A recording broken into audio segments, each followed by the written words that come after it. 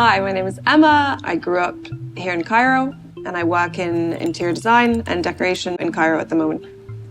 You guys are like cutting and clipping, right? You're gonna edit always, huh? Okay. Home, I think most people will have a complicated relationship with that notion or answer. For me, it's an amalgamation of home being in people and home being a place. If it was a place, it would be, for me, Maidi. It's very tranquil, lots of roundabouts and green, but also for me, every corner is different. Listening to the birds, to the way the light is playing on the street.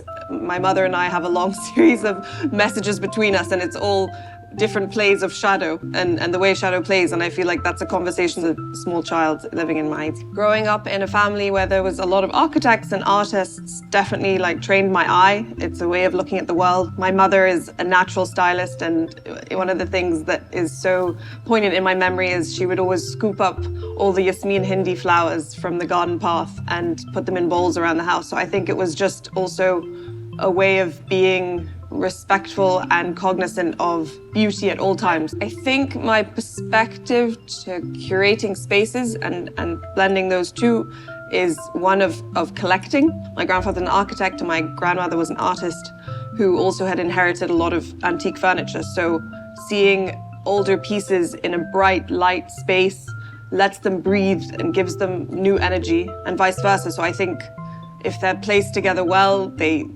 enrich each other. For me, I'm the eldest grandchild on both sides, and there's only one cousin who's male. So I don't know, for me, like, life is sisterhood. I can't really imagine not having that, whether it's by blood or by choosing. Yeah, it's the nature of being to me. So yeah, it's in everything I do, in all of my finest and worst moments. Yeah, alhamdulillah.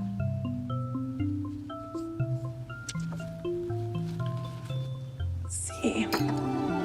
Duality.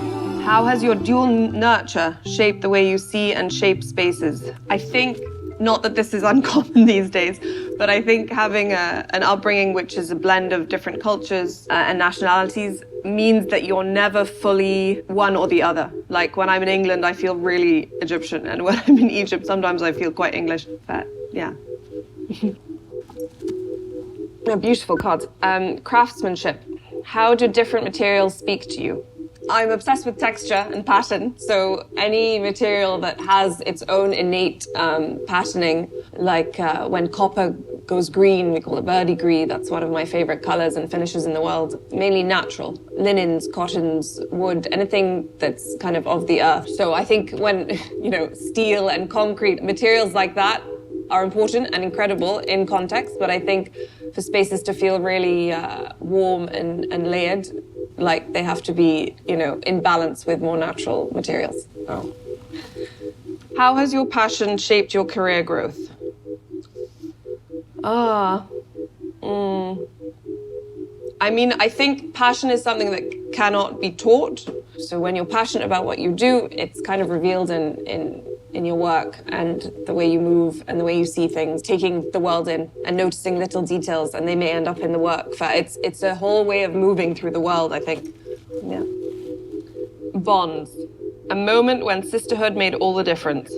November, my grandmother, the matriarch of our family, passed away, and she left behind 6 granddaughters, of which I'm the eldest. She was an artist, and we were all very close to her. So we co-wrote something to read together at her funeral, and it was such an amazing experience because I felt like, actually, even though we will miss her and she's gone, we have the legacy, which is the 6 of us, and all working creatively in one way or another, all connected to her. So yeah, that was like a really significant moment, feeling the strength in a very difficult time of togetherness. Oh, that would be my answer. Out of the worst times and the most challenging times come the most beautiful things, and the best times. Seemed like quite a cold concept, but actually what we need, and then it's better for everyone in the long run. Understanding your strengths and your weaknesses, not beating yourself up too much for the weaknesses, but also endeavoring to improve them, and just making sure that you're working with people who complement you and your skill set, insisting to be good at everything, which will probably never happen. Thank you, Emma. Thank you. Really Thank you very much. Was it good? It's cold now. Sorry. We've obviously been here too long.